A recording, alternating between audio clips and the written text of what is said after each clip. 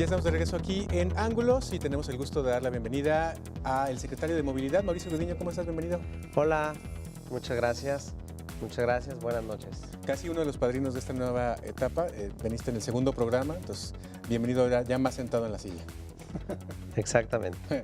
Gracias, Mauricio. Y Enrique Tucen, como cada lunes con nosotros. Enrique. Ricardo, secretario, buenas noches. Buenas noches. Secretario, pues para que nos cuente, ya se aprobó la nueva ley de movilidad. Para empezar, eso ya es un logro político porque tenían prácticamente 10 años negociando el asunto o aparentemente negociándolo los panistas en el Congreso y nada más no salía esta nueva ley en donde se contempla, entre otras cosas, la tan ansiada ruta empresa en lugar del modelo hombre-camión para Metrópolis, ¿no?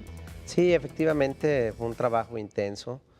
Fue un tema en que el señor gobernador Aristóteles Sandoval nos dio la tarea de renovar el tema del transporte a fondo y el primer paso importante era cambiar la ley.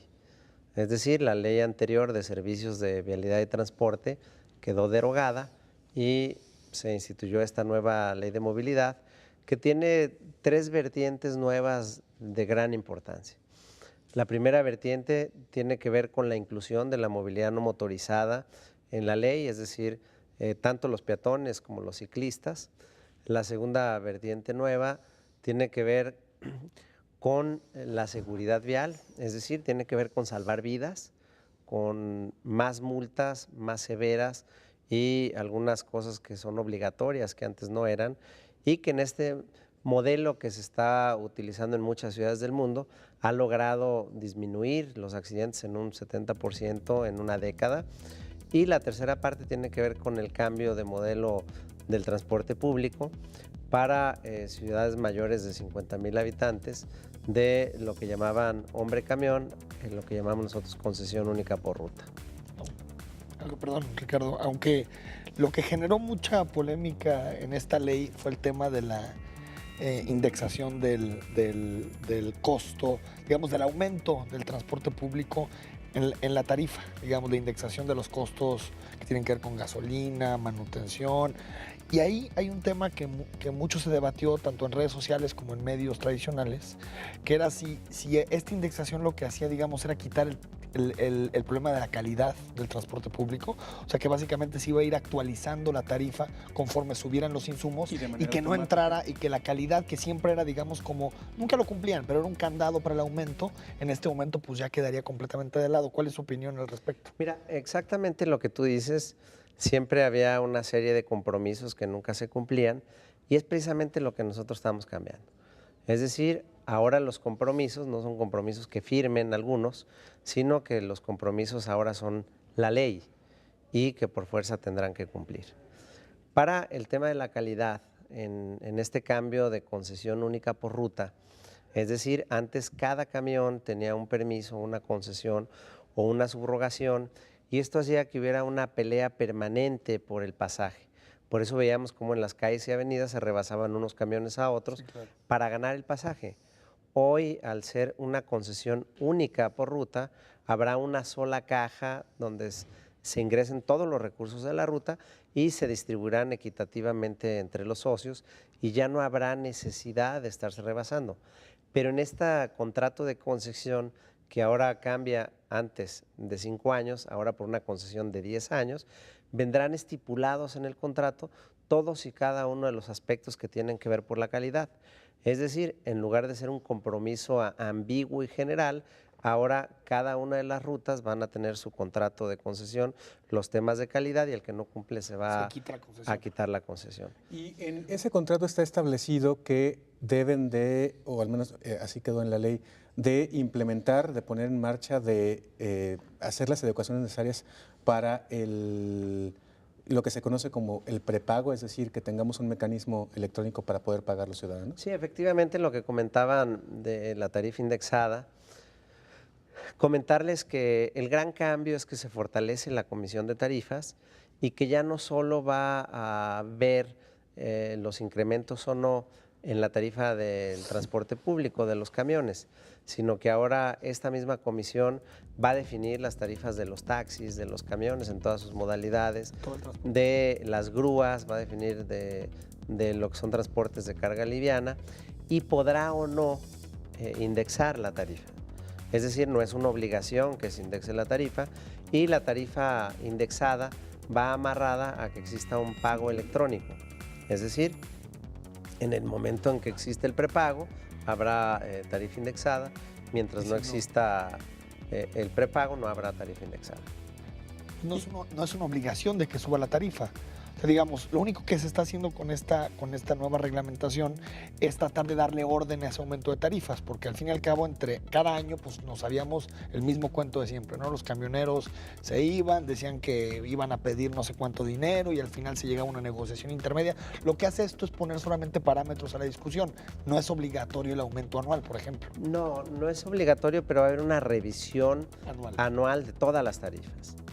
Es decir, un tema que impactaba en el precio del camión, que a veces era a favor del usuario, a veces en perjuicio del usuario, es el tipo de moneda que utilizamos. Es decir, se podía subir 50 centavos o un peso porque no manejamos centavos. Y en este sentido, de llegar a indexarse, si hubiera un prepago, si el aumento fuera de 19 centavos, ya con el prepago se podía utilizar y no se tendría que subir 50 centavos. Es decir, hoy la tarifa tiene 3 años que no se incrementa en el transporte público porque las tarifas esperaban a que se juntara 50 centavos a un peso. A partir de esta nueva ley, independientemente de los incrementos o no que autorice la Comisión Tarifaria, ya con este nuevo sistema podrá ser mucho más justo el pago al transporte. Y evidentemente el tema principal de la ley no es la tarifa. El tema principal de la nueva ley y del nuevo modelo de transporte público es la calidad, es la renovación del parque vehicular, es la capacitación de los choferes, es el mejor servicio, es reordenar las rutas para que haya más cobertura. Pareciera extraño comentarles que en la zona metropolitana de Guadalajara el 20% de las colonias no tienen servicio de transporte y en las rutas que existen no hay el suficiente pasaje en las rutas actuales como para que se sostengan con la tarifa actual. Es decir, si son los mismos camiones y se sube más gente a los camiones, tienen más ingresos los transportistas. El tema es que vemos cómo muchos de los camiones van medio llenos, sobre todo en las horas valle, y también la concesión única va a permitir ordenar las frecuencias de los camiones. Es decir, si la frecuencia es cada 5 minutos saldrá un camión de origen y no se estarán rebasando. En las horas no pico, digamos un camión trabaja 16 horas al día y solo 6 horas son horas pico, las otras 10, lo que llaman horas valle, no es necesario que estén todos los camiones de la ruta circulando. Si la frecuencia es de 5 minutos, a lo mejor puede ser de 7 o de 8, con menos camiones. Es precisamente en las horas no pico cuando suceden casi todos los accidentes. Cuando menos pasaje hay y es cuando se van rebasando unos camiones a otro para pelear el pasaje. En las horas pico, como todos van llenos, no hay necesidad de rebasarse. Ese es el cambio en el modelo de transporte. Con esta nueva ley, Mauricio, entonces lo que veremos será pronto un modelo de transporte cercano al europeo, con unidades nuevas, con horarios fijos que se cumplan por parte de los transportistas que saben que el usuario que cuando dice el cartelito que va a pasar el camión, va a pasar. Y un sistema de prepago que podría incluso, y desmiéntanme en esa parte porque no me ha quedado clara, hacer un trayecto con el mismo pago o eso no quedó en la ley. Es decir, que si te bajas del tren con tu misma tarjetita, si es dentro de un mismo espacio de tiempo, te puedes transbordar sin pagar otro boleto. El objetivo de todo sistema de transporte moderno es tener un pago integrado. Es decir, que con una misma tarjeta puedes utilizar todos los tipos de transporte, el tren ligero, el macrobús, los camiones normales. Y son procesos que se irán llevando a cabo. Es decir, el primer proceso es que exista el prepago para toda un área o una ciudad completa y posteriormente que empiece a haber integraciones de las rutas troncales y las rutas alimentadoras.